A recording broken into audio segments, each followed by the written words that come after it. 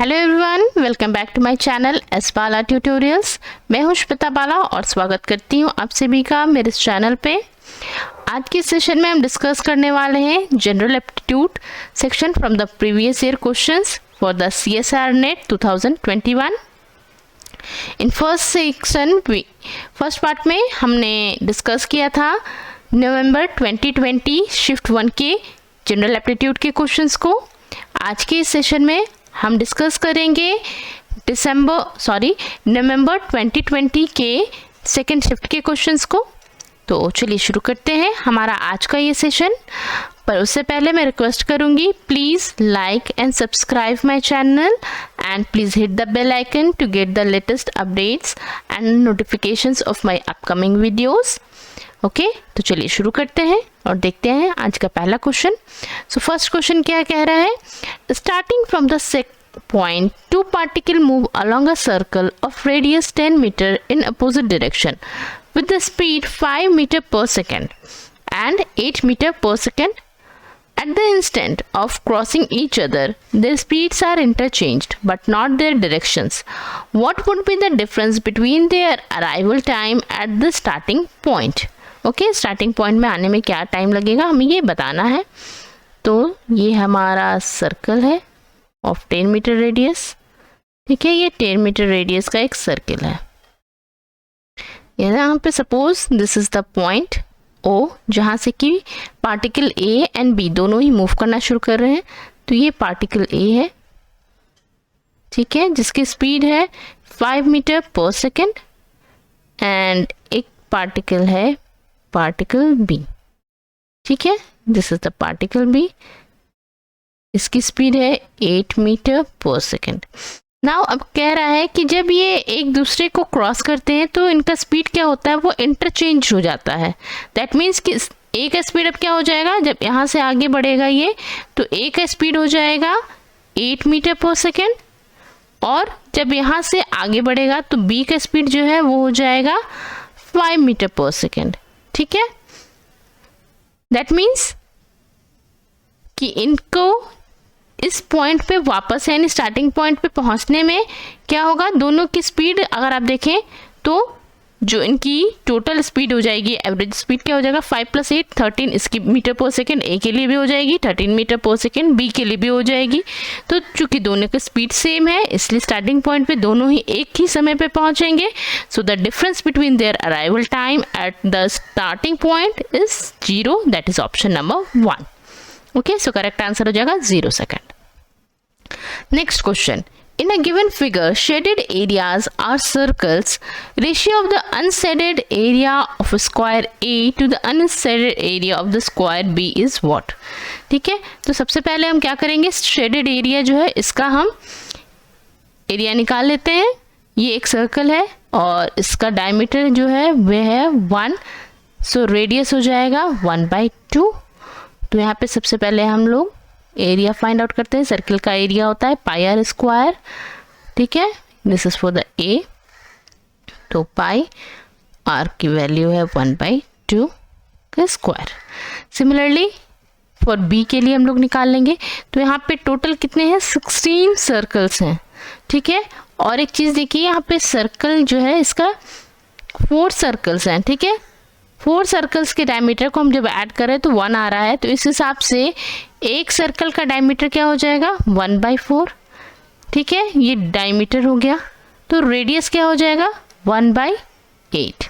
Okay, now अब इसका भी हम एरिया निकाल लेते हैं। तो pi r square for the B equals to हो जाएगा पाई 1/8 का square and total number of circles are 16, तो इसको 16 के साथ हम लोग मल्टीप्लाई कर देते हैं। ठीक है, नाउ पाई दोनों साइड है तो इसको हम लोग कट कर दे रहे हैं, क्योंकि जब रेशियो निकालेंगे तो दोनों ही कॉमन आ रहा है, इसको हम लोग कट कर सकते हैं।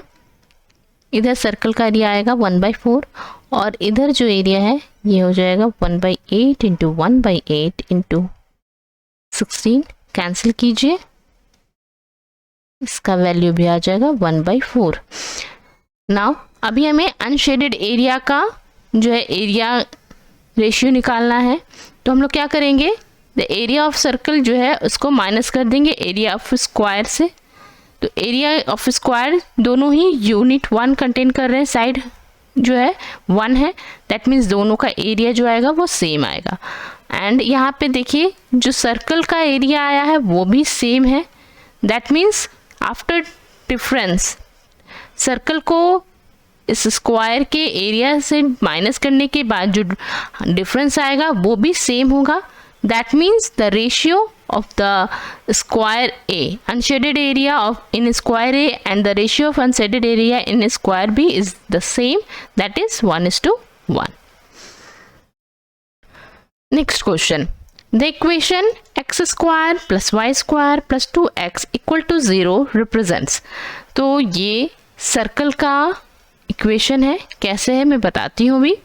सर्कल का जनरल इक्वेशन होता है X square plus Y square plus 2gx okay plus 2fy plus c equals to 0। तो ये सर्कल का जनरल इक्वेशन होता है। ओके अब हम इस इक्वेशन को यहाँ गिवन इक्वेशन के साथ कंपेयर करके देखते हैं कि क्या ये वाकई में इस इक्वेशन के अनुसार है या नहीं। इसमें एक चीज़ और मैं बताऊँ कि यहाँ पे g f एंड c जो होता है ये कांस्टेंट वैल्यूज होते हैं, ठीक है। g f and c is constant, okay ये कांस्टेंट वैल्यू होंगे। ओके तो चलिए कंपेयर करते हैं। तो यहाँ पे x के लिए यहाँ एक्स स्क्वायर ही दे रखा है इन लोगों ने, y की जगह पे y स्क्वायर है। अभी यहाँ देखिए 2x को अगर हम लोग कंपेयर करेंगे दैट मीन्स यहाँ पे g का वैल्यू क्या आएगा 1 हो जाएगा, यहाँ पे g इक्वल टू 1 हो जाएगा, तब हम लिख सकते हैं 2x, ठीक है। यहाँ पे 2fy को अगर हम चेक कर रहे हैं तो क्या होगा, ये टर्म यहाँ पे नहीं है, दैट मीन्स ये इस टर्म का वैल्यू 0 होना चाहिए एंड ये 0 तभी होगा जब f का वैल्यू क्या होगा 0 होगा, that is f equal to 0 हो गया यहाँ। And c is also not here, that means c का भी जो वैल्यू होगा वो 0 होगा, ठीक है। तो इस तरह से 0 प्लस 0 इक्वल टू 0। तो हमारे पास ये देखिए जो यहाँ पे इक्वेशन दिया गया है वो मिल गया है, that means this is the equation for the circle. Correct answer है option number 2। Moving to the next question, which of the following function is represented by the given graph. Graph के हिसाब से यहाँ पे ये किसका फंक्शन होगा ये बताना है। तो सबसे पहले हम लोग इक्वेशन 1 को लेके देखते हैं। तो यहाँ पे देखिए 0 है, 1/4 का मतलब होता है 45 डिग्री, 1/2 इज 90 डिग्री, ठीक है।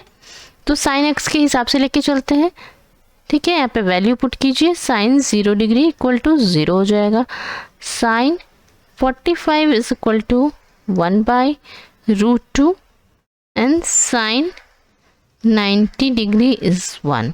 अब यहाँ पे अगर आप कंपेयर कीजिएगा तो देखिए साइन 0 तो आ रहा है, पर साइन 45 डिग्री यहाँ पे वैल्यू जो आ रहा है ये आ रहा है, अगर हम साइन 45 रख रहे हैं तो ये वैल्यू हाफ आ रहा है, दैट मीन्स यहाँ पे साइन एक्स को तो ये ग्राफ रिप्रेजेंट नहीं कर रहा है, ठीक है। तो ये गलत हो जाएगा। सेकेंड ऑप्शन है साइन 2x, तो सेम साइन 0 सही है। साइन 2x यानी 2 इंटू 45 दैट इज 90, तो 90 का वैल्यू होना चाहिए 1, but it is still half, so this is also not the graph for the sine 2x। Third option देखते हैं sine x into cos x। तो यहाँ पे वैल्यू पुट करके देखेंगे हम लोग, sine 0 degree into cos 0 degree, तो वैल्यू आ जाएगा आपका साइन 0 एंड कॉस 0 1, तो वैल्यू होगा 0। चलिए फर्स्ट वैल्यू तो सेटिस्फाई हो रहा है। सेकेंड वैल्यू देखते हैं, sine 45 degree into cos 45 degree. Sine 45 होता है 1/√2 एंड कॉस 45 इज ऑल्सो 1/√2, तो वैल्यू आ जाएगा 1/2। तो सेकेंड वैल्यू भी हमारा सेटिस्फाई हो रहा है, 1/2 हो रहा है। थर्ड है 90 degree, sine 90 into cos 90, sine 91 and cos 90 is 0, तो ओवरऑल वैल्यू हो जाएगा 0। हेयर अगेन 90 डिग्री पे 0 वैल्यू मिल रहा है, दैट मीन्स कि ये जो ग्राफ है ये sine x into cos x के लिए बनाया गया है। हमारा सही आंसर हो जाएगा option number 3। Next question, in which of the following options the amount of gold identical in 2 coins. तो यहाँ पे कौन से में ऐसे हैं ऑप्शंस जिसमें कि दोनों ही कॉइन के अंदर जो गोल्ड का अमाउंट होगा वो आइडेंटिकल होगा। तो सबसे पहले है 24, ऑप्शन 1 देखिए, 24 gram coin of 22 carat and 22 gram coin of 24 carat. Okay, तो यहाँ पे 24 कैरेट जो गोल्ड होता है उसमें 100% गोल्ड होता है, ठीक है, 100% गोल्ड होता है। जबकि 22 कैरेट की बात हम करें तो इसमें 91.6% गोल्ड होता है and rest are the impurities. Okay, तो यहाँ पे 24 ग्राम है फॉर 22 कैरेट। ओके, तो हम लोग पहले देखते हैं कि 1 ग्राम ऑफ 22 कैरेट में कितना गोल्ड मिलेगा हमें। तो 10 ग्राम के लिए पहले हम लोग देखते हैं, 10 ग्राम के लिए हमें मिलेगा कितना, 9.16% गोल्ड इसमें होगा। वहीं एक ग्राम में, ठीक है, 1 ग्राम की अगर हम यहाँ पे हम जो बात कर रहे हैं ये 100 के लिए बात कर रहे हैं, ठीक है।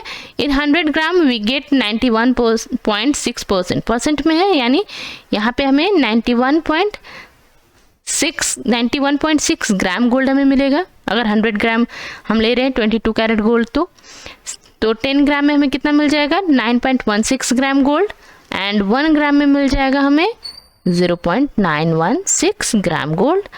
तो 24 ग्राम को इसको मल्टीप्लाई कर दीजिए, 24 इंटू 0.196, इसका वैल्यू जो है वो लगभग आपको अप्रॉक्स देखिएगा तो 21 पॉइंट आ जाएगा 98 के आसपास, ठीक है, 21.98। तो ये अप्रॉक्सीमेटली हम लोग मान सकते हैं कि ये 22 ग्राम के बराबर है, ठीक है। दैट मीन्स कि 24 ग्राम ऑफ 22 कैरेट गोल्ड में हमें क्या मिलेगा, 22 ग्राम गोल्ड मिलेगा और रेस्ट जो है 2 ग्राम वो इम्प्योरिटीज मिलेगी, ठीक है। तो यहाँ हमें कितना गोल्ड मिल रहा है, इन ऑप्शन 1 हमें कितना अमाउंट ऑफ गोल्ड मिल रहा है, 24 ग्राम में हमें गोल्ड मिल रहा है 22 ग्राम। ओके, एंड यहाँ पे 22 ग्राम कॉइन है 24 कैरेट का, 24 कैरेट यानी 100% गोल्ड, और यहाँ पे वजन क्या है 22 ग्राम है। दैट मीन्स कि 22 ग्राम यहाँ पे गोल्ड पूरा होगा। तो हमारा ऑप्शन 1 ही सबसे पहले मिल गया हमें करेक्ट आंसर के तौर पे। So correct answer is option number 1। Okay, next question, the number of person infected by a particular virus for the first 30 days was equal to the square of the number of days. After 30 days, the number of infected person doubled every 4 days. At the end of 50 days, 3,800 persons had died, and subtracting their number from the total number of cases, the number of infected person was found to double every 5 days. After how many days of the onset of the infection did the number of infected person become 4 lakh? तो यहाँ पे 4 लाख हो जाएगा, ये कब होगा ये पता करना है। तो सबसे पहले क्या कह रहा है कि number of infected person by a particular virus for the first 30 days was equal to the square of the number of days. That means 30 का स्क्वायर हो जाएगा, ठीक है, 30 का स्क्वायर कीजिएगा तो क्या हो जाएगा 30 का स्क्वायर यानी 900, यानी फर्स्ट 30 डेज पे, ठीक है, फर्स्ट 30 डेज पे, चलिए इसको मैं अलग से बनाती हूँ। फर्स्ट 30 डेज पे कितना नंबर हो रहा है टोटल 900 इन 30 डेज, ठीक है। अब उसके बाद कहा जा रहा है कि आफ्टर 4 डेज, 30 डेज के बाद हर 4th डे पे जो नंबर ऑफ इन्फेक्टेड पर्सन है वो डबल होता जा रहा है, ठीक है। दैट मीन्स कि अभी 900 था आफ्टर 4 डेज, ठीक है, यहाँ पे क्या हो जाएगा 1800 प्लस 4 कर देते हैं, फिर प्लस 4 कर दीजिए, क्या हो जाएगा यहाँ पे नंबर 3600, फिर आप प्लस 4 कर दीजिए, यहाँ पे नंबर हो जाएगा 72, ठीक है। यहाँ पे मैं इसका टोटल भी लिखते जाती हूँ ताकि आपके लिए आसान हो जाए पता करना। 34 डेज 38 डेज, 42 डेज, ठीक है। फिर आफ्टर 4 डेज ये फिर से डबल हो जाएगा और ये वैल्यू हो जाएगा 14,400, ठीक है। टोटल हो गया आपका 42 + 4 46 डेज +4 कर दीजिए, ये हो गया 50 डेज। 50 डेज पे इसकी वैल्यू हो जाएगी 882 एंड 00। एंड क्वेश्चन में कह रहा है कि आफ्टर 50 डेज पहुंचने के बाद हमारा कितना है total number of infected person 28,000 है, ओके 28,800 है। एंड 50 डेज के बाद क्या होता है, इनमें जो है कुछ डेथ हो जाती है और कितने लोग डाई कर जाते हैं 3,800 पीपल्स जो है they died, okay after 50 days. तो हमारे पास आफ्टर 50 डेज हमारे पास total number of infected person कितने रह गए 25,000, ठीक है।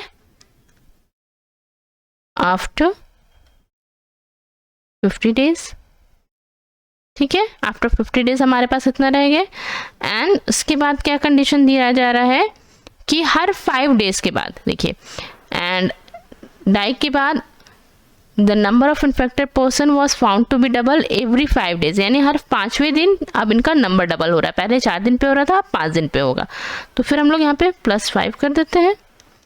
टोटल नंबर ऑफ डेज हो गया है 55 and total number of infected person हो गए हैं कितने 50,000, ओके ऑन 55 डेज पे। नाउ +50 कीजिए, +5 कीजिए, ये हो गया 60 days and total number of infected person हो जाएंगे 1 लाख। फिर +5 हो जाएगा 65 days, total number of infected person हो जाएंगे 2 लाख। एंड +5 फिर से करेंगे हम लोग और टोटल नंबर ऑफ डेज होंगे 70 and number of infected people हो जाएंगे 4 लाख। क्वेश्चन में हमसे पूछा जा रहा था कि कितने दिन बाद टोटल इन्फेक्टेड पीपल का नंबर 4 लाख हो जाएगा। तो ये आंसर हो गया हमारा 70 days. Correct answer is option number 3, यहाँ पे 70 डेज हो जाएगा, ठीक है। चलिए नेक्स्ट क्वेश्चन देखते हैं। नेक्स्ट क्वेश्चन है of the employees of a company 60 are male and rest are female, the overall average salary in ₹9,000, the average for the female employee and that of male employee, okay, average of the female employee is 12,000 and that of the male employee is 7,000. The difference between the number of male and female employee is, तो हमें number पता करना है कि कितना difference है दोनों ही employees के नंबर में। तो सबसे पहले देखते हैं, यहाँ पे मान लेते हैं नंबर ऑफ फीमेल एम्प्लॉय हमें पता नहीं है तो उसको हम लोग x मान लेते हैं, ठीक है। तो 60 + x यानी ये टोटल स्ट्रेंथ हो गई ऑफिस की y, ठीक है। Let x female employee and y total employee, ठीक है, टोटल एम्प्लॉय है यहाँ पे। नाउ अभी क्या कहा जा रहा है कि इनका एवरेज बताया गया है, ठीक है। एवरेज यानी 60 मेल्स की एवरेज सैलरी है 7,000 रुपीज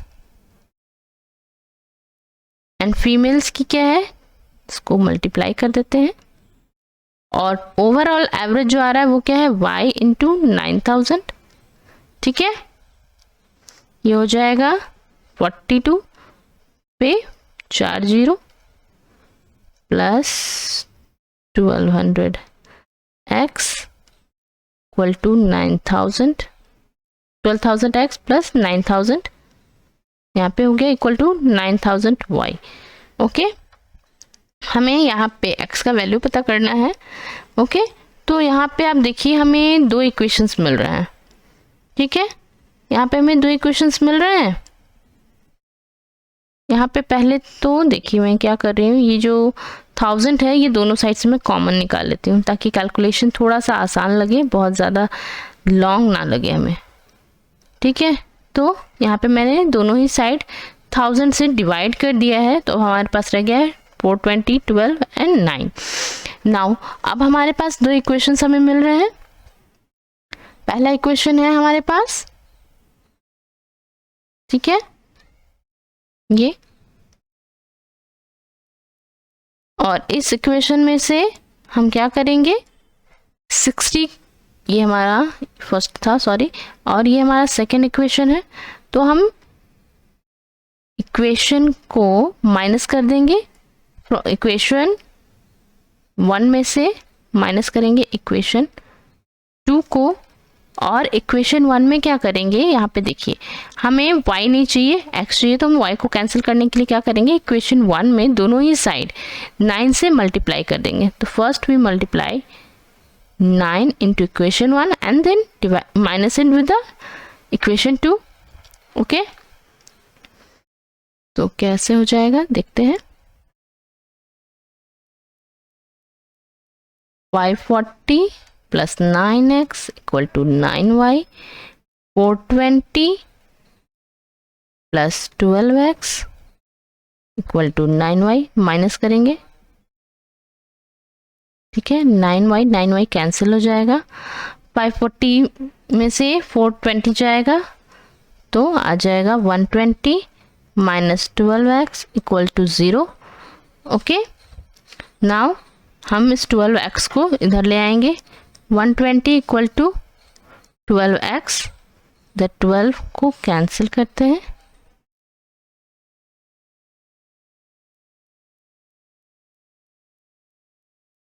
ओके सॉरी, यहाँ पे 12x नहीं होगा, यहाँ पे -1 है तो यहाँ पे 3x हो जाएगा। Just a second, my mistake.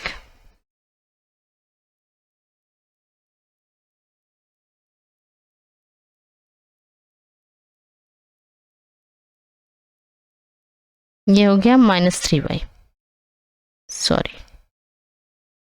तो ये 120 इक्वल टू 3x हम लिख सकते हैं।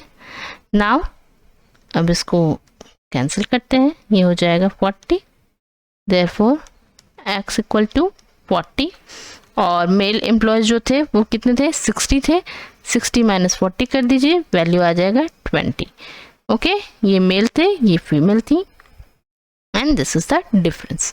तो करेक्ट आंसर हो जाएगा हमारा option number 3, that is 20। I hope you will understand. अगर कहीं पे भी डाउट होता है तो आप मुझे कमेंट सेक्शन में पूछ सकते हैं, या फिर मुझे डायरेक्टली टेलीग्राम पे भी आप मुझे ज्वाइन कर सकते हैं और अपने क्वेरीज मुझसे पूछ सकते हैं on my Telegram channel life science tutorials, okay. चलिए next question, in a given rectangle ABCD, AE equal to EF equal to FB, what is the ratio of the area of a triangle EFC to the area of rectangle ABCD? ठीक है, तो यहाँ पे हमें ये जो triangle नज़र आ रहा है ECF, इसका रेशियो निकालना है इन दिस बिग रेक्टेंगल से, ठीक है। यहाँ पे AE, ये area, EF and FB all are equal, okay. तो हम मान लेते हैं कि ये जो है x है, okay, width is x and length is y, ठीक है। तो अभी हम सबसे पहले एरिया निकाल लेंगे रेक्टेंगल का। एरिया ऑफ रेक्टेंगल होता है, area of rectangle is length into breadth, तो लेंथ है हमारे पास x एंड टू y, ठीक है। एंड एरिया ऑफ हम लोग ट्रायंगल EFC का निकालना चाहेंगे, तो इसके लिए निकालने के लिए हम क्या करेंगे, सबसे पहले हम ट्रायंगल ECB जो कि एक राइट एंगल ट्रायंगल है, इसके एरिया को निकाल लेते हैं। इसका क्या होगा, area of triangle equals to half into B into H, ठीक है, बेस इंटू हाइट होता है। बेस यहाँ हो जाएगा EF and FB, that is, अगर ये कंप्लीट x है तो इसको आप कर सकते हैं 1 मिनट, इसको हम लोग 3x मानते हैं, so this is more easy for us to calculate, okay. तो यहाँ पे 3xy हो गया, एंड ये x है, x है, x है। तो ट्रायंगल ECB के लिए जो हमारा बेस हो जाएगा वो हो जाएगा 2x, and height is y। Okay, हमें नेक्स्ट मालूम करना है EFC का एरिया। तो हम क्या करेंगे, इसको पता करने के लिए ट्राइंगल FCB के एरिया को माइनस कर देंगे बिगर ट्राइंगल के एरिया से। ठीक है, तो एरिया ऑफ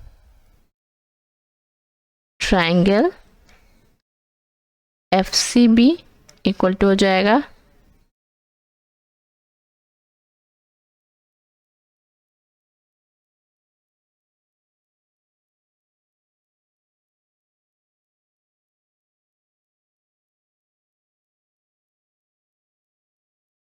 ठीक है। नाउ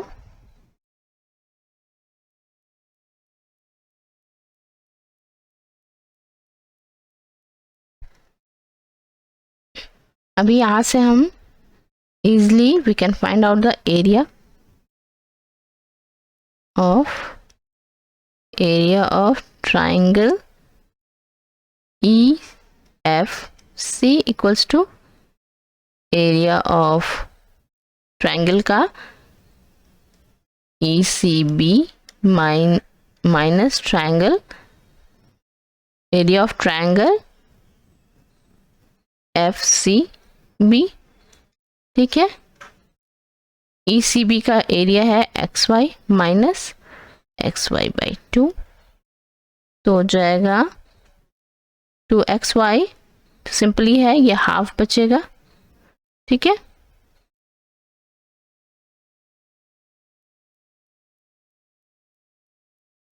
ये XY/2 बच जाएगा। ठीक है, हमारे पास वैल्यू पता चल चुका है। यहाँ पे देखिए, यहाँ पे रेक्टेंगल का हम लोगों ने एरिया निकाल लिया है, 3x है। ठीक है, यहाँ पे एरिया में किसका रेशियो निकालना है, ECF का एरिया आ चुका है x/2y। ठीक है, बाई 3xy कैंसिल हो जाएगा, ये 2 है जो कि नीचे आ जाएगा बिकॉज डिवीजन में है, तो ये हो जाएगा 1/6। करेक्ट आंसर हो जाएगा 1:C। Okay, correct option is option number 2। चलिए नेक्स्ट क्वेश्चन देखते हैं। An explorer starts from a place on the equator of the earth. ठीक है, एक एक्सप्लोरर है जो कि अर्थ के इक्वेटर से ट्रैवल करना शुरू कर रहा है। ठीक है, और ये ट्रैवलिंग शुरू हो रही है इक्वेटर से नॉर्थ की ओर, और ये मूव कर रहा है 1500 kilometre towards the north. Then he move 500 kilometer towards the east and then 1500 kilometer towards the south and finally 500 kilometer towards the west. He ends at a place. ये कहाँ पे एंड करेगा? तो एक चीज़ देखिए, ये डिस्टेंस जो है ये किलोमीटर्स में दी गई है और ये मेजर डिस्टेंसेस है 1500 किलोमीटर, काफ़ी अच्छी खासी दूरी होती है। तो नॉर्मली हम जो डिस्टेंस देखते हैं, क्या देखते हैं, अर्थ को हम लोग एक फ्लैट सरफेस की तरह कंसीडर करते हैं। ओके, फ्लैट सरफेस की तरह कंसीडर करके हम लोग डिस्टेंस को मेजर करते हैं।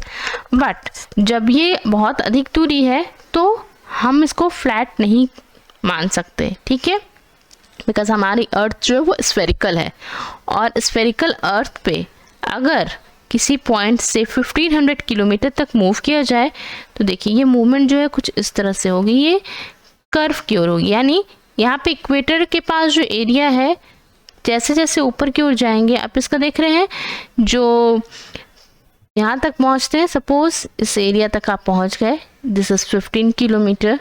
ठीक है, ये दूरी जो थी ये 15 किलोमीटर की है। नाउ यहाँ से जब आप 5 किलोमीटर ईस्ट की ओर मूव करेंगे, ओके, 5 किलोमीटर ईस्ट की आप ओर मूव कर रहे हैं, एंड देन जब आप फिर से साउथ की ओर मूव करिएगा 15 किलोमीटर, ठीक है, ये 15 किलोमीटर आपने फिर से साउथ की ओर मूव किया, तो आप देख रहे होंगे कि ये ऊपर का जो डिफरेंस है कंपैरेटिवली नीचे इक्वेटर पे आते आते ये डिफरेंस जो है थोड़ा सा बढ़ जाता है। ठीक है, because our earth is spherical, वो एक स्फेयर की तरह है, इसलिए जब हम पोल की ओर जाते हैं तो जो डिफरेंस होता है डिस्टेंस का वो धीरे धीरे कम हो रहा है।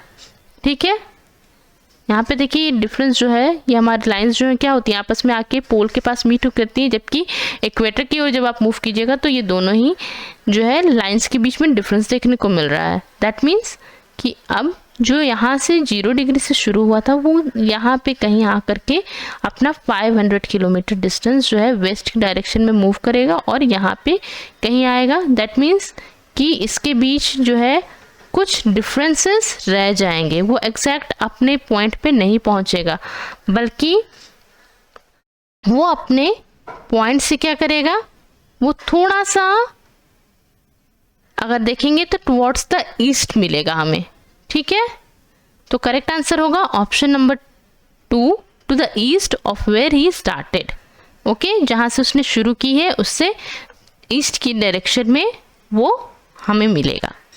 ठीक है, चलिए moving to the next question. The probability that a team A wins a match against the team B is 2/3.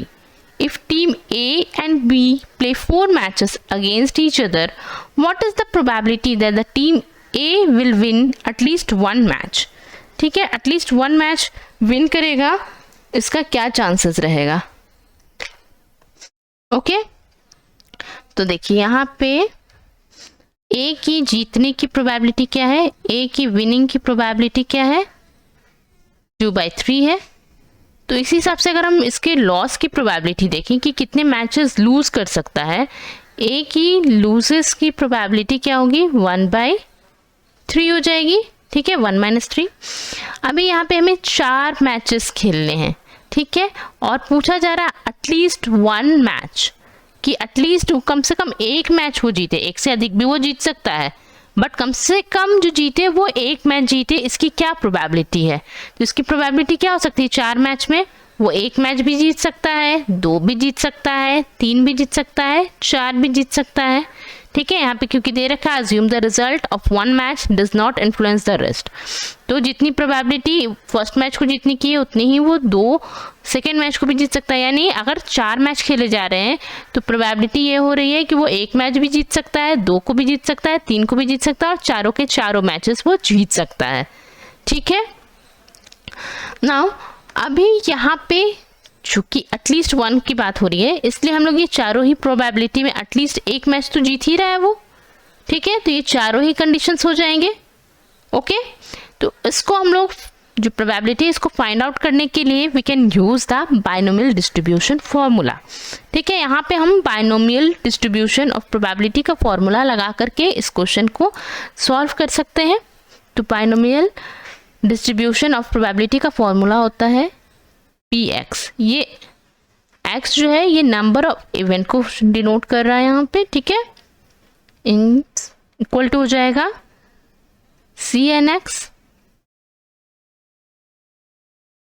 अच्छा, ए की विनिंग प्रोबेबिलिटी जो हम लोग 2/3 ले रहे हैं, इसको मैं मान लेती हूँ कि ये p है। ठीक है, this p and this is the q। Okay, तो हम लोग यहाँ पे px लिख लेंगे एंड 1 - p, या इसको हम लोग q से डिनोट करेंगे। ठीक है, जैसा आपके लिए कन्वीनियंट हो आप इसको उस तरह से डिनोट कर सकते हैं।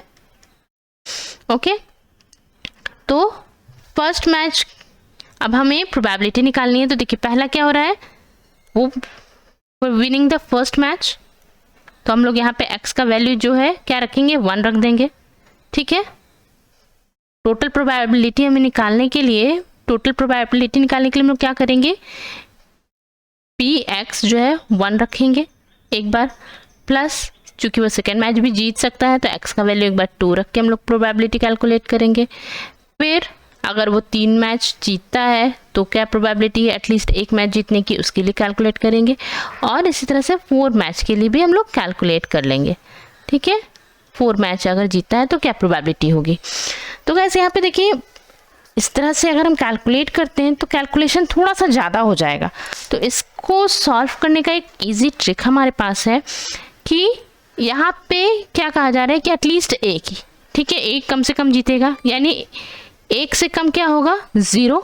यानी अगर हम ये फाइंड आउट कर लें कि वो कितने मैच हार सकता है, दैट मीन्स कि एटलीस्ट एक से कम जो मैच वो जीतेगा, ठीक है, वो क्या होगी, उसकी संख्या क्या होगी।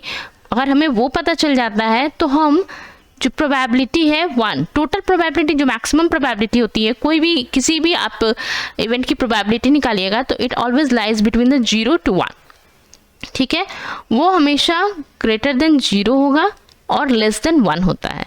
तो हम लोग क्या करेंगे कि यहाँ पे ये प्रोबेबिलिटी फाइंड आउट कर लेंगे कि 0 मैच विन होने की प्रोबेबिलिटी क्या है। अगर हमें पता चल जाता है कि 0 मैच जीतने की प्रोबेबिलिटी क्या है तो उसको हम क्या कर सकते हैं, 1 में से माइनस कर सकते हैं उस प्रोबेबिलिटी को, ठीक है। यहाँ पे हम उस प्रोबेबिलिटी को 1 में से माइनस कर देंगे तो हमें पता चल जाएगा कि टोटल वो कितने मैचेस, एटलीस्ट 1 मैच जिसमें विन कर रहा हो वैसे कितने मैचेस के चांसेस बन सकते हैं। तो यहाँ पे भी इस क्वेश्चन में हम इसी ट्रिक को अपनाएंगे, ठीक है। और हम लोग क्या करेंगे कि यहाँ पे 4 जो वैल्यूज कैलकुलेट करने पड़ेंगे हमें, इसकी जगह केवल हम एक वैल्यू कैलकुलेट करेंगे, that is for 0 only, okay. Formula हमारा यही जाएगा, ठीक है।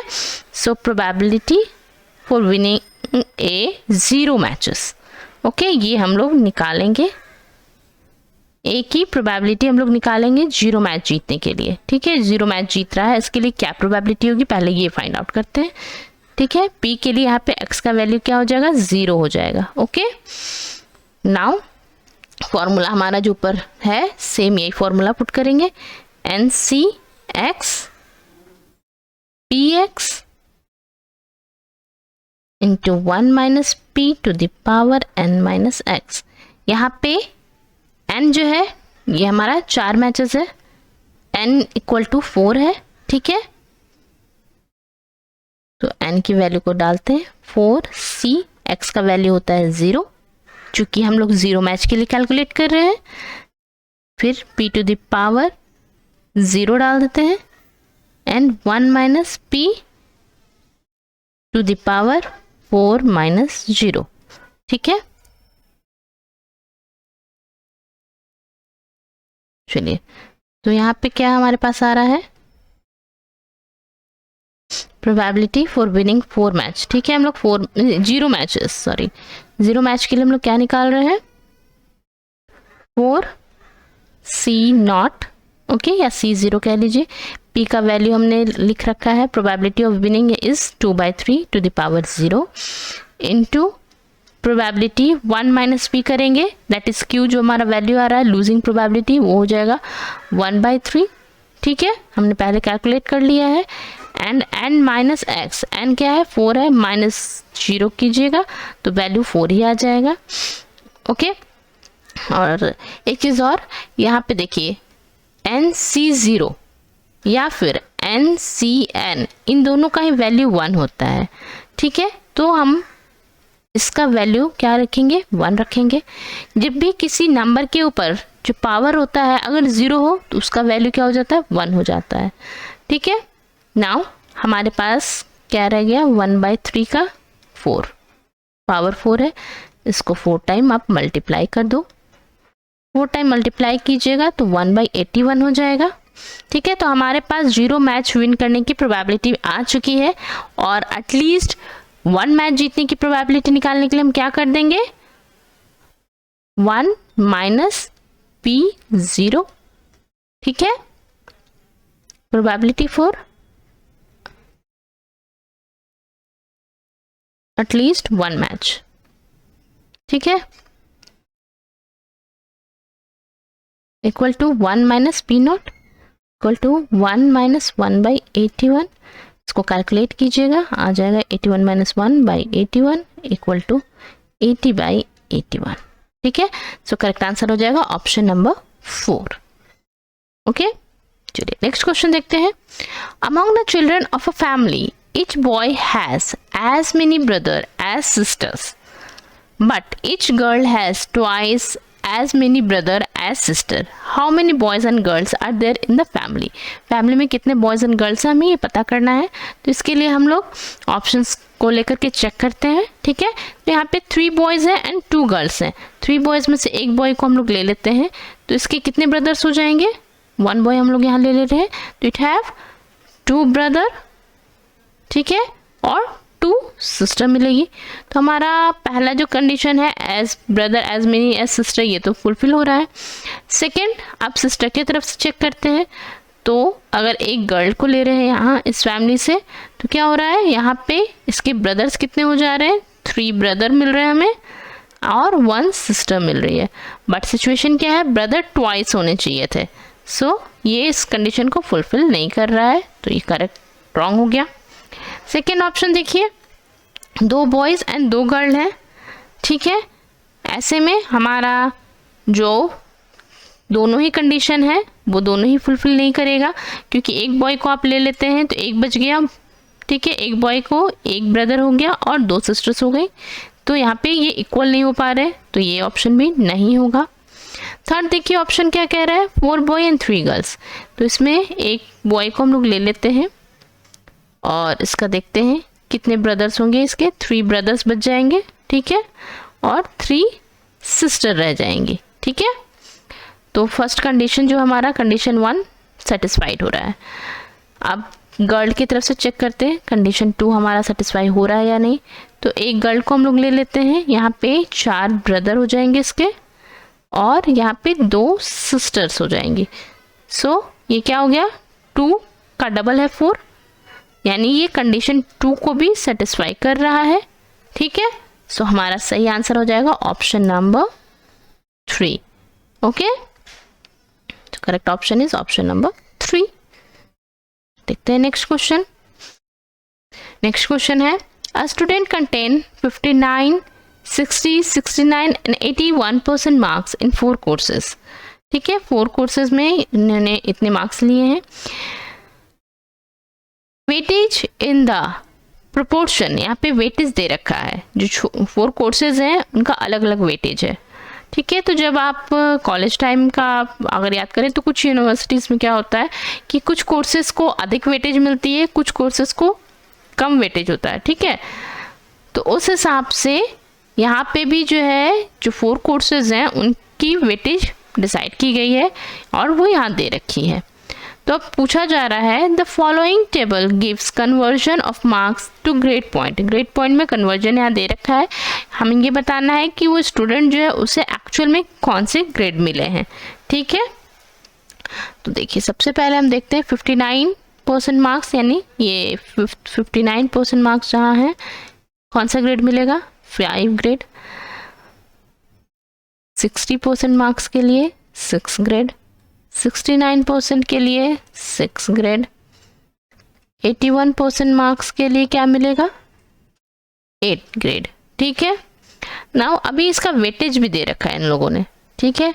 तो हम यहाँ पे वेटेज को भी इसके साथ मल्टीप्लाई करेंगे, 5 × 4, 3, 2 एंड 2, ओके। इनके वेटेज को भी हम यहाँ पे मल्टीप्लाई करेंगे एंड वेटेज का यहाँ पे हम लोग अब क्या करेंगे, मल्टीप्लाई करने के बाद हम इनका एवरेज निकाल लेंगे ताकि हमें पता चल जाए। तो देखिए यहाँ पे 5 × 4 = 20, 6 × 3 = 18, 6 × 2 = 12 एंड 2 × 8 = 16। और हम यहाँ पे क्या करेंगे, एवरेज निकाल लेंगे, 20 + 18 + 12 + 16। वेटेज के हिसाब से यहाँ पे वेटेज टोटल क्या हो रहा है, 4 + 3 7 + 2 9 + 2 11, डिवाइड कर देंगे 11 से, ठीक है। 66/11 कैंसिल कीजिए, 6 आ जाएगा। So correct answer is option number 1, ठीक है। तो स्टूडेंट को जो ग्रेड आ रहा है वो है 6। Next question, hollow open cylinders are made in 2 sizes. एक हॉलो ओपन सिलेंडर बनाया गया, ठीक है, 2 अलग अलग साइजेस में। ये सिलेंडर है,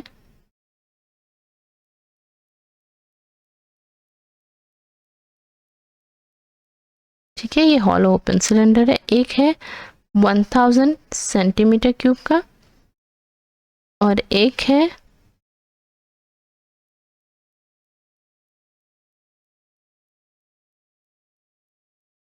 250 सेंटीमीटर क्यूब का। Using a metal sheet, same metal sheet का इस्तेमाल करते हुए बनाया जा रहा है। The amount of material required to make the larger cylinder and the amount required to make 4 small cylinders. तो एक लार्जर सिलेंडर जो हमारा 1000 सेंटीमीटर क्यूब का उसको बनाने के लिए और 250 सेंटीमीटर क्यूब का जो सिलेंडर है, वैसे 4 सिलेंडर बनाने के लिए हमें जो मटेरियल लगेगा वो कितना लगेगा।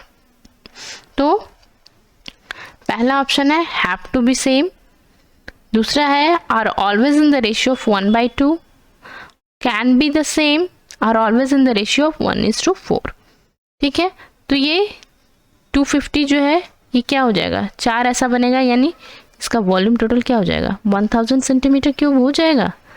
दैट मीन्स कि देयर इज़ अ पॉसिबिलिटीज़ कि हमें इस तरह के सिलेंडर्स को बनाने के लिए जो है, यहाँ पे देखिए 2 ऑप्शन है, have to be same, can to be same. Have to be same मतलब वो हमेशा सेम ही होगा, बट मे बी पॉसिबिलिटीज़ कि जो सिलेंडर यहाँ पे बन रहा है हॉलो सिलेंडर, इसकी थिकनेस अगर थोड़ी ज़्यादा अधिक हो, थोड़ा सा भी अधिक होगा, तो यहाँ पे क्या होगा, मेटल थोड़ा तो ज़्यादा लगेगा ना। ये जो है हमने जो शीट यूज़ किया यहाँ पे थोड़ा मोटा शीट यूज़ कर लिया, सेम ही मेटल का यूज़ कर रहे हैं but sheets are of different thickness. So in that case क्या हो सकता है कि मेटल जो है उसकी क्वांटिटी चेंज हो जाए। बट अगर ऐसा नहीं हो रहा है, अगर हम दोनों को ही सेम शीट से ही बना रहे हैं, तब क्या होगा, same amount of metal require होगा। इट मीन्स कि हम ये दावे के साथ नहीं कह सकते कि दोनों पे बनाने के लिए जो अमाउंट ऑफ मेटल लगेगा वो सेम होगा। ठीक है, हम मान सकते हैं कि कैन बी द सेम, यानी वो सेम हो सकते हैं। अगर सेम शीट से बनाए जाए that there may be possibilities कि दोनों की क्वांटिटी क्या होगी, वो सेम होगी। ठीक है, करेक्ट आंसर होगा ऑप्शन नंबर 3। चलिए next question, an equilateral triangle APB is constructed on a side AB of the square ABCD having the side of unit 1. What is the radius of the circle passing through the point CPD? ठीक है, point CPD से पास करते हुए जो circle हमें यहाँ नज़र आ रही है, इसका रेडियस हमें पता करना है। तो रेडियस पता करने के लिए हम क्या कर सकते हैं, जो हमारे पास गिवन है हम उसी का इस्तेमाल करेंगे। और देखिए मैं यहाँ पे एक P से एक लाइन ड्रॉ कर रही हूँ जो कि सर्कल को सेकंड उसके अपोजिट पॉइंट पे जाके मीट कर रहा है।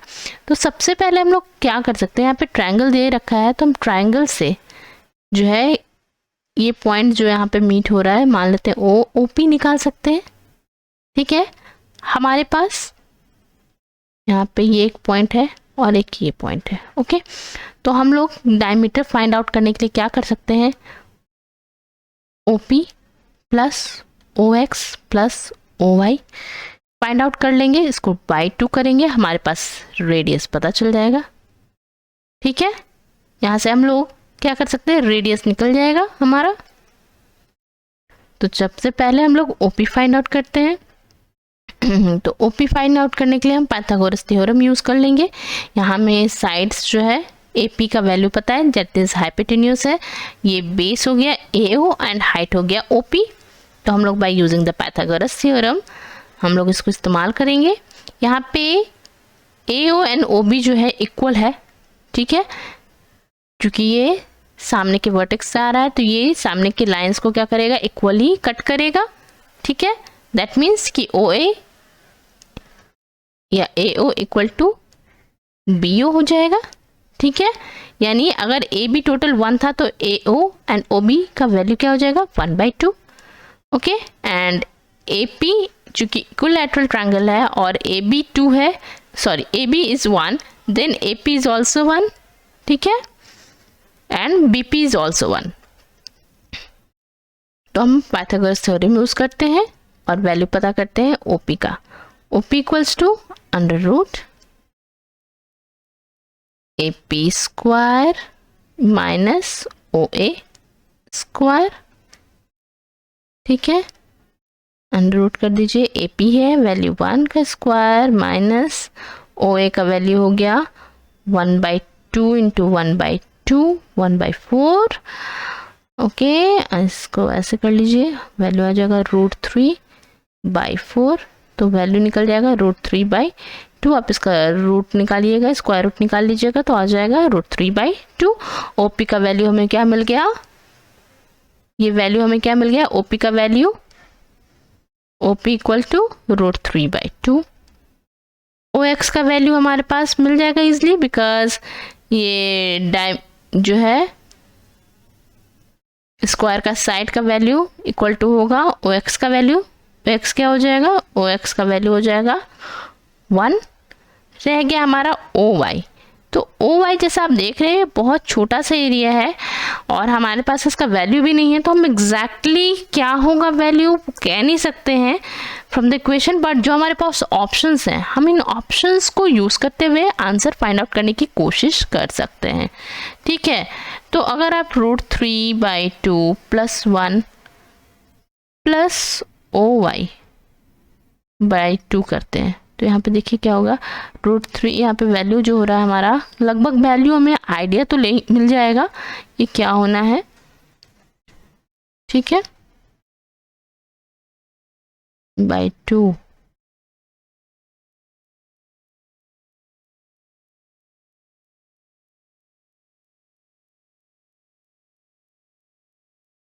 और 2 × 2 4 कर सकते हैं यहाँ पे।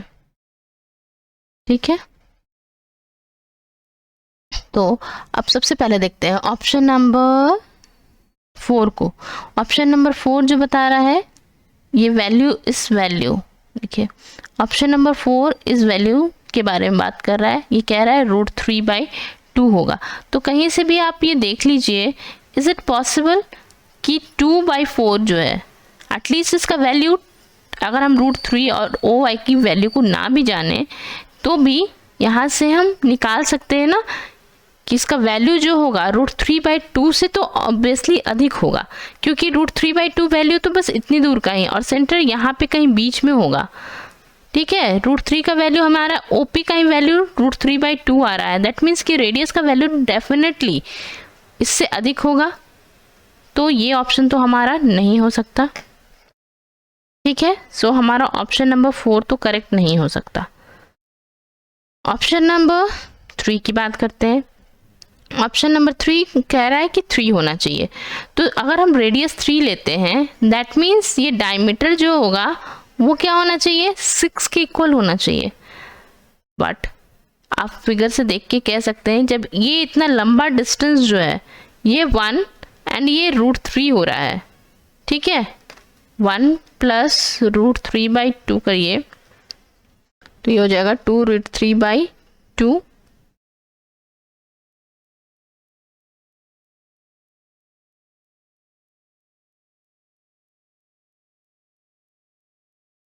ठीक है, ये कुछ इस तरह का वैल्यू आएगा। ठीक है, ये इतना डिस्टेंस जो है ये इतना वैल्यू दे रहा है। ठीक है, ये 2 कैंसिल कर दीजिए तो 1.732 का वैल्यू आता है आई थिंक √3 का। ठीक है, तो ये जो इतना दूर का वैल्यू जो आ रहा है आपका P से लेकर के X तक का, ये आ रहा है 1.732 एंड ये कहा जा रहा है यहाँ पे कि रेडियस जो है वो 3 हम मान लें। So it is possible, it is very big number. ठीक है, ये इतना थोड़ा सा जो डिस्टेंस है इसका वैल्यू कभी भी आपको 5 तो नहीं हो सकता। ठीक है, तो ये ऑप्शन भी हमारा नहीं होगा। ऑप्शन नंबर 2 को देखते हैं। ठीक है, ऑप्शन नंबर 2 में कहा जा रहा है कि रेडियस जो है ये 2 हो सकता है, तो 2 × 2 4 होगा। अगेन सेम प्रॉब्लम कि यहाँ पे जो वैल्यू है हमारा वो काफ़ी बड़ा हो रहा है। ठीक है, अगर 2 हम लोग रेडियस मानते हैं दैट मीन्स डायमीटर 4 होना चाहिए एंड जो OI का वैल्यू है वो आपको यहाँ पे 2 तो नहीं लग रहा। ठीक है, तो ये ऑप्शन भी नहीं होगा, बच गया हमारा केवल ऑप्शन नंबर 1। सो अगर हम डायमीटर को रेडियस को मान लेते हैं कि 1 है तो डायमीटर हो जाएगा 2। ठीक है, तो then there is a possibility कि यहाँ पे जो एरिया हमारा OI बच रहा है वो कहीं 0.3 के आसपास का, 0.3 के आसपास का वैल्यू या 0.2 पॉइंट समथिंग का वैल्यू आ सकता है। ठीक है, तो इसलिए करेक्ट आंसर हो जाएगा हमारा ऑप्शन नंबर 1। चलिए next question. If n is an even number, then the sum of the first n natural number is divisible by। तो मान लेते हैं कि n = 2 है, तो फर्स्ट दो नेचुरल नंबर्स क्या हो जाएंगे, फर्स्ट टू नेचुरल नंबर्स हो जाएंगे 1 and 2। सो 1 + 2 करिएगा तो वैल्यू आएगा 3। सो अब ऑप्शन इसके हिसाब से हम देखते हैं। पहला ऑप्शन कह रहा है बोथ, तो ऑप्शन यहाँ पे पूछा जा रहा है कि ये किससे डिविजिबल होगा। ठीक है, तो पहला ऑप्शन कह रहा है बोथ n and n+1।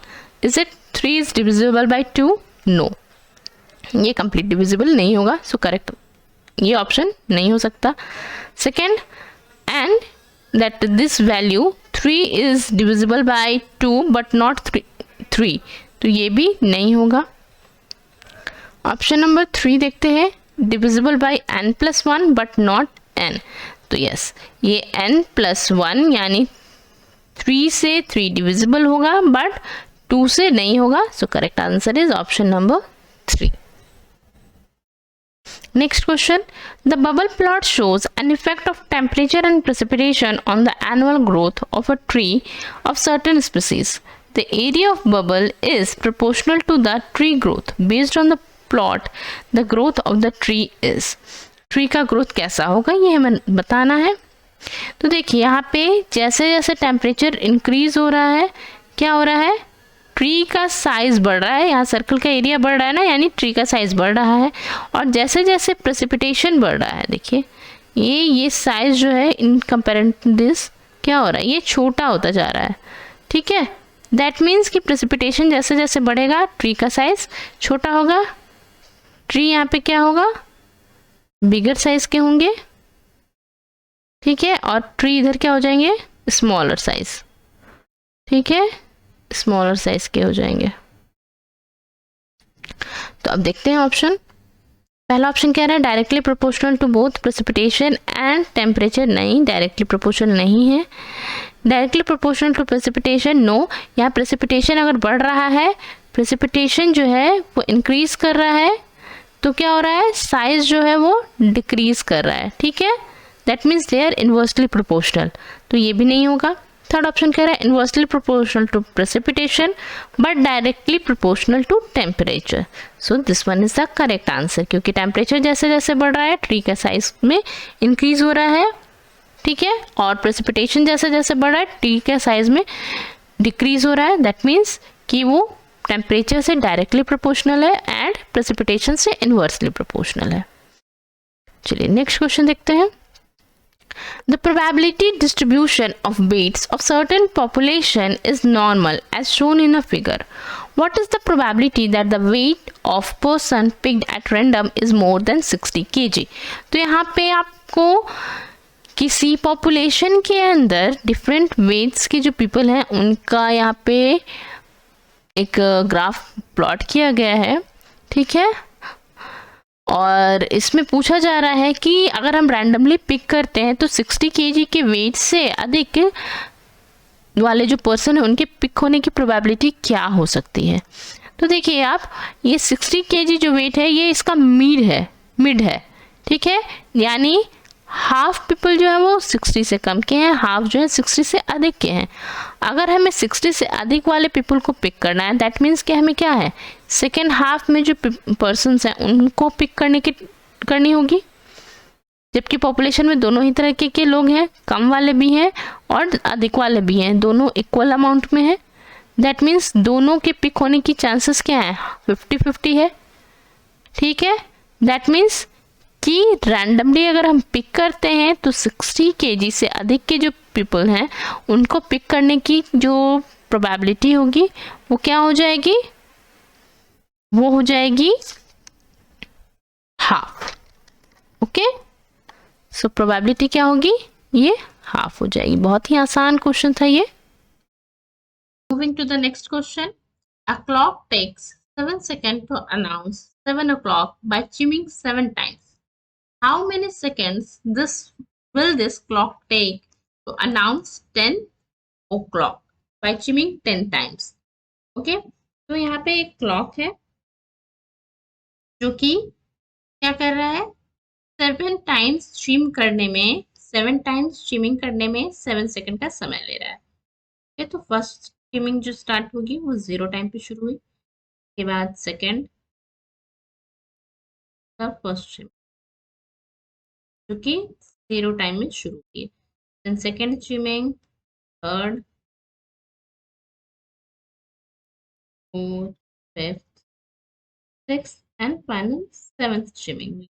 ठीक है, तो सेवेंथ streaming होने के लिए टोटल कितना इंटरवल ऑफ टाइम लगा?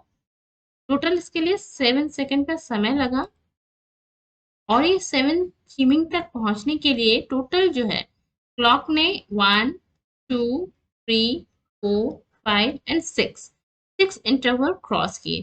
तो 6 इंटरवल क्रॉस करने के लिए कितना सेकंड लग रहा है? 7 second. Okay, for one interval क्या टाइम लगेगा? For one interval it will take 7/6 equal to 1.16 second का समय लगेगा। यहाँ पे क्वेश्चन है 10 o'clock यानी 10 टाइम्स स्ट्रीमिंग करनी है, यानी 7 के बाद 8, 9 एंड 10। ठीक है, तो 6 इंटरवल्स थे, 7, 8, 9 यानी टोटल 9 इंटरवल्स लगेंगे फॉर स्ट्रीमिंग फॉर 10 टाइम्स। तो 9 इंटरवल के लिए टोटल कितना समय लग जाएगा? 9 इंटू 1.1 सेकेंड। तो आप मल्टीप्लाई कीजिएगा तो वैल्यू आ जाएगा 10.44 सेकेंड। इसको आप अप्रोक्सीमेट मान सकते हैं 10.5 सेकेंड। करेक्ट आंसर हो जाएगा हमारा option number 3, 10.5। Next question, there are several boulders of 3 type of rock A, B and C. Each boulder of A, B and C weighs 600 kg, 300 kg and 800 kg respectively. Each boulder of A is 8 times valuable as that of C. Each boulder of B is 3 times as valuable as that of C. Which of the following combination that can carried using a truck of 400 kg capacity would be the most valuable? इनमें से कौन सा ज्यादा valuable होगा, हमें ये बताना है। तो देखिए यहाँ पे क्वेश्चन में क्या दे रखा है, A का जो वैल्यू है अगर हम B और C के कंपैरिजन में लिखें तो देखिए A का वैल्यू जो है 8 टाइम ऑफ C है, 8 times valuable as that of C। And B जो है ये क्या है, it is 3 times valuable then C। ठीक है, एंड C का सेल्फ वैल्यू C है। अभी हमें सारे जो है एक सेम वेरिएबल में पता है, तो यहाँ से हम सारे बोल्डर्स का वैल्यू जो है फाइंड आउट करें। ठीक है, तो सबसे पहले देखते हैं ऑप्शन नंबर 1 को। ठीक है, तो हम लोग सबसे पहले यहाँ पे देखिए क्वेश्चन में 2 कंडीशन दे रखा है। पहला तो हमें वैल्यूएबल पता करना है, साथ साथ में हमें ये कैपेसिटी भी मेंटेन करनी है। ठीक है, तो सबसे पहले हम लोग देखते हैं 6 बोल्डर्स ऑफ A।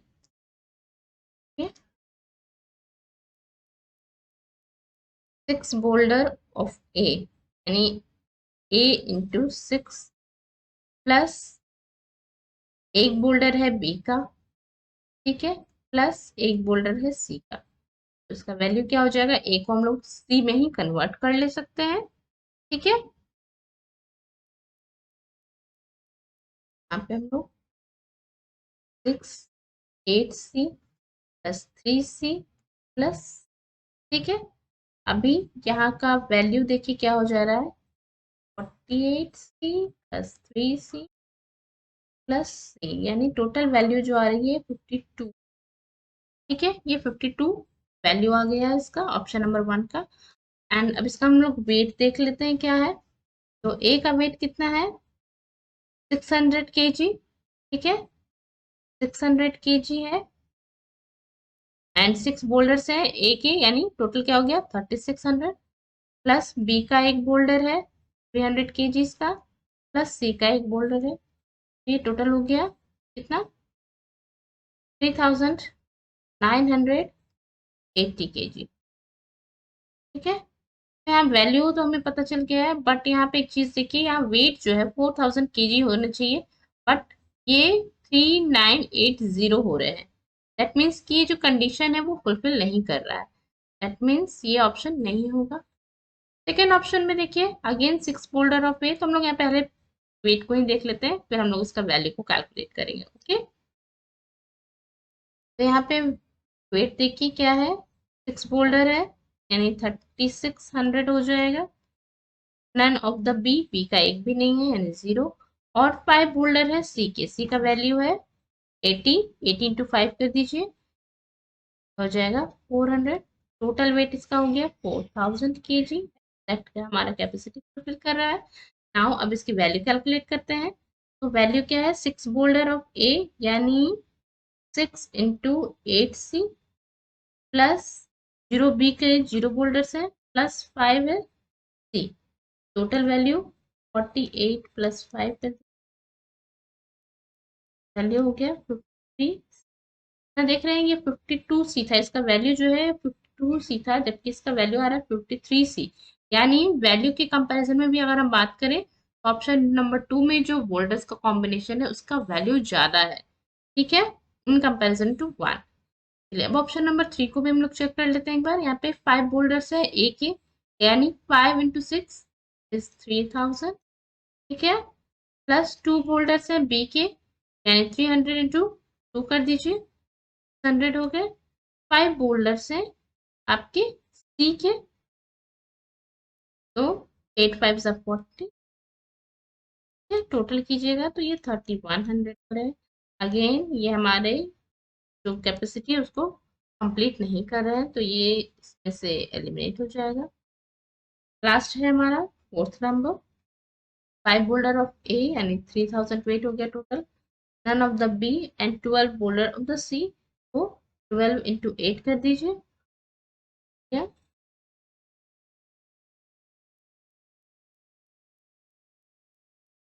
3960।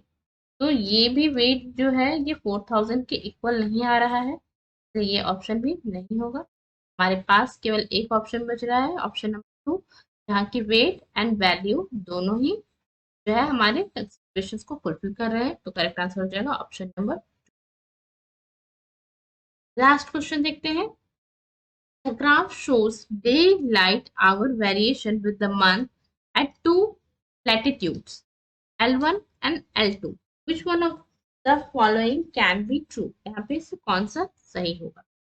ये हमारा ये इक्वेटर लाइन है, इक्वेटर से ऊपर की ओर जा रहा है, दैट मीन्स ये शो कर रहा है नॉर्थ डायरेक्शन और ये शो कर रहा है साउथ डायरेक्शन। ओके, अब नॉर्थ डायरेक्शन में हम क्या देख रहे हैं, L1 पे जो है वो डे लाइट आवर्स जो है वो अधिक है in the month M1, okay, and it is less at the M2। That means daylight hour अधिक है, दैट मीन्स डेफिनेटली यहाँ पे समर सीजन होगा, यानी मंथ क्या हो सकता है, ऑप्शन के हिसाब से अगर हम बात कर ले तो यहाँ पे 2 मंथ हमें दे रखे हैं, जून का एंड दिसंबर का, तो डेफिनेटली जून का मंथ होगा, ठीक है, नॉर्थ में होगा, L1 होगा। इतने इसके बाद हम ऑप्शंस को देखते हैं। ऑप्शन नंबर 1 क्या कह रहा है, L1 is 40 degree north and M1 is जून। तो सबसे पहला ऑप्शन ही हमारा सही ऑप्शन है। बाकी ऑप्शंस को भी एक बार देख लेते हैं। क्या कह रहा है, L1 is 40 degree south. No, L1 40 degree south नहीं हो सकता है ना, ये अप साइड डायरेक्शन में है, तो ये नहीं होगा। L2 is 40 degree south and M2 is जून, ठीक है, तो यहाँ पे क्या शो कर रहा है, L2 जो है वो 40 डिग्री साउथ है, ठीक है, और जो M2 का मंथ है वो क्या कर रहा है, show is showing that I think there is some mistake as the answer कि यहाँ पे उनका सीजन नजर आ रहा है day time, okay,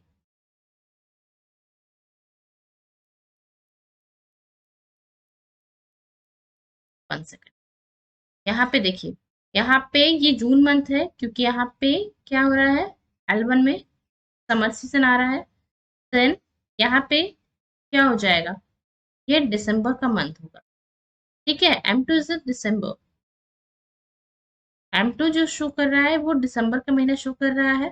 from L2 हम लोग ये पता कर सकते हैं ना, L1 से हम ये फाइंड आउट कर सकते हैं क्योंकि यहाँ पे डे टाइम जो है डे लाइट कम आ रहा है, एंड वी नो कि नॉर्थ हो या साउथ, हमारा जो सीजन होता है वो सेम चलता है।